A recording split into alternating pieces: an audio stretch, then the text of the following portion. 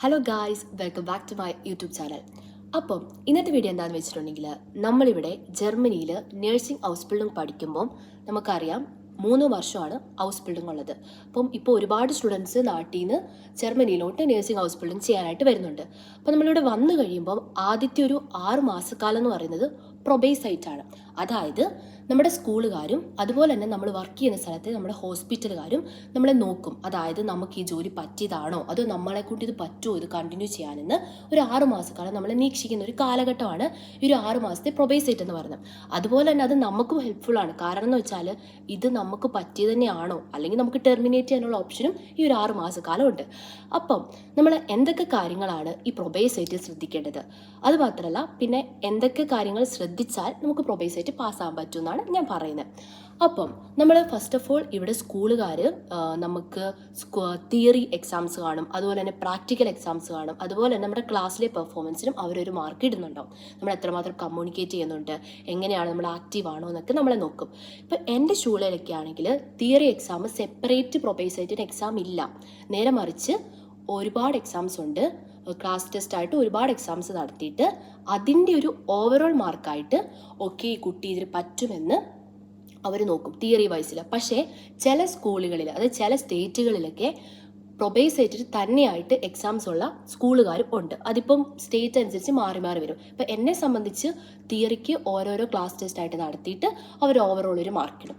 പിന്നെ ഇവിടുത്തെ grading system എന്ന് പറയുന്നത് 1 to 6 ആണ്. അപ്പം നമ്മുടെ നാട്ടിലേക്ക് 1 എന്ന് പറയുന്നത് ഏറ്റവും കുറവ് മാർക്കാണെങ്കിൽ ഇവിടെ 1 കിട്ടിയാൽ അത് ഇവിടുത്തെ ടോപ്പ് മാർക്കാണ്.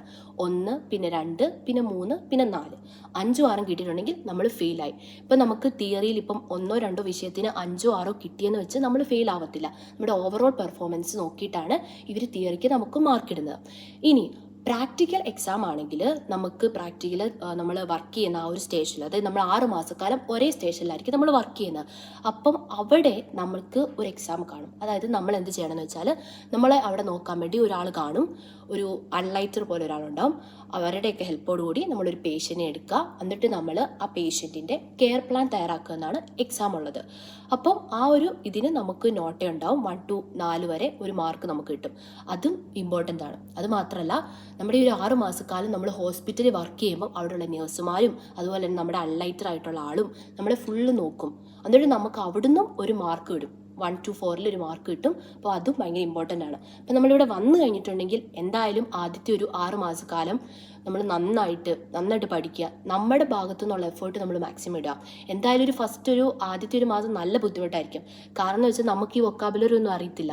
നമ്മൾ ഈ മെഡിക്കൽ വേർഡ്സ് ഒന്നും നമ്മൾ നേരത്തെ പഠിച്ചിട്ടില്ല. നമ്മളെല്ലാം ഫസ്റ്റ് ഓഫ് ഓൾ കേൾക്കുമ്പോൾ നമുക്ക് ഫസ്റ്റ് ഒരു ഇത് കാണും, എന്താണ് എന്നൊരു ഐഡിയ ഇല്ലല്ലോ, നമുക്കൊരു ഇത് കാണും. പിന്നെ കുറച്ച് കഴിഞ്ഞാൽ നമ്മൾ സ്ഥിരം കേട്ട് വന്നു കഴിയുമ്പോൾ ഓക്കെ ആയിട്ട് നമുക്ക് വരും, നമുക്ക് അതായിട്ട് അഡാപ്റ്റ് ആയിട്ട് വരും. അപ്പം നമ്മൾ നമ്മുടെ ഭാഗത്തു നിന്നുള്ള എഫേർട്ട് ഇട്ട് പഠിച്ചിട്ടുണ്ടെങ്കിൽ സെറ്റ് ആവുന്നേ ഉള്ളൂ. അപ്പം നമ്മൾ പ്രാക്ടിക്കലിലാണെങ്കിലും തിയറിയിലാണെങ്കിലും നന്നായിട്ട് പഠിക്കുക. അപ്പം അതിൻ്റെ ഒരു ഓവറോൾ മാർക്ക് അനുസരിച്ചാണ് ഇവർ പ്രൊബേസൈറ്റിൽ നമ്മൾ പാസ്സായി നോക്കുന്നത്. അത് മാത്രമല്ല ഇവർ ക്ലാസ്സിലും നമ്മളെ നോക്കും, ക്ലാസ്സിൽ നമ്മൾ ആക്റ്റീവ് ആണോ. ഇവിടെ എന്ന് വെച്ചാൽ ഒരുപാട് ഗ്രൂപ്പ് ആൻഡ് ആർബൈറ്റുകളാണ് നമുക്ക് തരുന്നത്. അപ്പം അതിലൊക്കെ നമ്മളെ നോക്കും. അതിൽ പ്രസൻറ്റേഷൻസ് ഉണ്ടാവും, പ്രൊജക്റ്റുകളുണ്ടാവും. അപ്പം അതിലെല്ലാവരും നമ്മളെ ഓരോ ടൈമും നമ്മൾ വാച്ച് ചെയ്യും. അപ്പം നമ്മൾ വളരെയധികം ആ ഒരു 6 മാസക്കാലം നമ്മുടെ മാക്സിമം എഫേർട്ട് ഇട്ട് പഠിക്കുക. പിന്നെ രണ്ടാമത്തെ ഒരു കാര്യം എന്ന് വെച്ചിട്ടുണ്ടെങ്കിൽ ഫെയിൽ സൈറ്റ്, അതായത് ലീവ് എടുക്കുന്നത്. നമുക്ക് തോന്നിയ പോലെ കുറേ ലീവ് എടുക്കുക, കുറേ ആബ്സെൻ്റ് ആവുക, എപ്പോഴെങ്കിലുമൊക്കെ ജോലിക്ക് പോവുക, അങ്ങനെയൊക്കെ ആണെങ്കിൽ ഇവർക്ക് മനസ്സിലാവും ആ കുട്ടിക്ക് താല്പര്യം ഇല്ല എന്നനുസരിച്ച് അവർ പറഞ്ഞു വിടും. അതായത് നമുക്കൊരു 10% തിയറിയിൽ നമുക്ക് ലീവ് എടുക്കാനുള്ളൊരു അനുമതിയുണ്ട്. അതുപോലെ തന്നെ പ്രാക്ടിക്കലിലും നമുക്ക് 10% എടുക്കാം. അതിൽ കൂടുതലായിട്ടുണ്ടെങ്കിൽ അതും പ്രൊബേസൈറ്റിൽ ടെർമിനേറ്റ് ആവാനുള്ള ഒരു ചാൻസാണ്. ഇനി മൂന്നാമതായിട്ട് ഏറ്റവും കൂടുതൽ ഇമ്പോർട്ടൻസ് ഉള്ളൊരു കാര്യമാണ് ഡാറ്റ ആൻഡ് ഷൂട്ട്സ് പാലിക്കുക എന്നുള്ളത്. അതായത് ഇവിടെ നമുക്ക് എക്സാമിൻ്റെയൊക്കെ പേപ്പർ കിട്ടുമ്പോൾ നമ്മുടെയൊക്കെ നാട്ടിൽ നോർമലി എല്ലാവരുടെയൊക്കെ പേരൊക്കെ വിളിച്ച് പറഞ്ഞ് നമ്മുടെ മാർക്കൊക്കെ എല്ലാവരും അറിയും. പക്ഷേ ഇവിടെ എന്ന് വെച്ചിട്ടുണ്ടെങ്കിൽ ആ ടീച്ചറും നമ്മളും മാത്രമേ റൂമിൽ കയറി നമ്മൾ മാത്രമേ നമ്മുടെ മാർക്ക് അറിയത്തുള്ളൂ. അപ്പോൾ അത്രയും ഡാറ്റ ആൻഡ് ഷൂട്ട്സ് കീപ്പ് ചെയ്യുന്നുണ്ട്. പിന്നെ നമ്മൾ അതിൻ്റെ ഫോട്ടോ എടുക്കാനോ എക്സാമിൻ്റെ പേപ്പർ ആണെങ്കിലും നമുക്ക് ടീച്ചർ തന്നു കഴിഞ്ഞ് നമ്മളെല്ലാം നോക്കി ചെക്ക് ചെയ്ത് കഴിഞ്ഞ് നമ്മൾ അപ്പം തന്നെ തിരിച്ചു കൊടുക്കും. നമുക്കത് കൈ പിടിക്കാനുള്ള അനുമതിയോ അതിൻ്റെ ഫോട്ടോ എടുക്കാനോ ഒന്നും സാധിക്കത്തില്ല. അഥവാ നമ്മൾ അങ്ങനെ എന്തെങ്കിലും ചെയ്ത് ആരെങ്കിലും കണ്ട് പ്രശ്നമായിട്ടുണ്ടെങ്കിൽ അത് നമ്മളെ ടെർമിനേറ്റ് ആവാനുള്ള ഒരു വഴിയാണ്. സോ നമ്മളിവിടെ വന്നു കഴിയുമ്പം ഡാറ്റ ആൻഡ് ഷൂട്ട്സ് പാലിക്കാൻ വളരെയധികം ശ്രദ്ധിക്കണം. അപ്പം നമ്മളിവിടെ വന്നു കഴിഞ്ഞാൽ ആദ്യത്തെ ഒരു ഫസ്റ്റ് മന്ത് എന്തായാലും നല്ല ബുദ്ധിമുട്ടായിരിക്കും. കാരണം എന്ന് വെച്ചാൽ നമ്മൾ ഈ മെഡിക്കൽ വേർഡ്സ് ഒന്നും പഠിച്ചിട്ടില്ല. നമ്മളെല്ലാം നാട്ടിൽ നിന്ന് ഇംഗ്ലീഷിലൊക്കെയാണ് നമ്മൾ ബയോളജിയും എല്ലാം പഠിച്ചിട്ട് വന്നിട്ടുള്ളത്. അപ്പോൾ ഈ അസുഖങ്ങളുടെ പേരാണെങ്കിലും ഓരോ മെഡിക്കൽ ടേംസ് നമ്മൾ പുതിയതായിട്ട് കേൾക്കുമ്പം അതിൻ്റെതായ ബുദ്ധിമുട്ടുകൾ കാണും. പിന്നെ നമ്മളത് സ്ഥിരം പഠിച്ച് ക്യാച്ചപ്പ് ചെയ്ത് പോകുമ്പോൾ നമുക്കത് നോർമലി അത് സെറ്റായി വരും. അപ്പോൾ എല്ലാവരും നന്നായിട്ട് ഇവിടെ വന്നു കഴിഞ്ഞാൽ നമ്മുടെ മാക്സിമം എഫേർട്ട് എടുത്ത് പഠിക്കുക, നന്നായിട്ട് പോവുക. അപ്പോൾ അത് നമുക്ക് പ്രൊപ്പൈസ് ആയിട്ട് നമുക്ക് ഈസി ആയിട്ട് എല്ലാവർക്കും പാസ്സാവാനായിട്ട് സാധിക്കും. സോ ഞാൻ മറ്റൊരു വീഡിയോ ആയിട്ട് വരുന്നവരേക്കും do like, share and subscribe. അപ്പം നിങ്ങൾക്ക് ഇനി എന്ത് കണ്ടൻറ്റാണ് ഹൗസ് ബിൽഡിങ്ങിനെ കുറിച്ച് അറിയേണ്ടതെന്ന് കമൻറ്റ് ബോക്സിൽ പറയുക. അപ്പോൾ എല്ലാവർക്കും ബൈ ബൈ.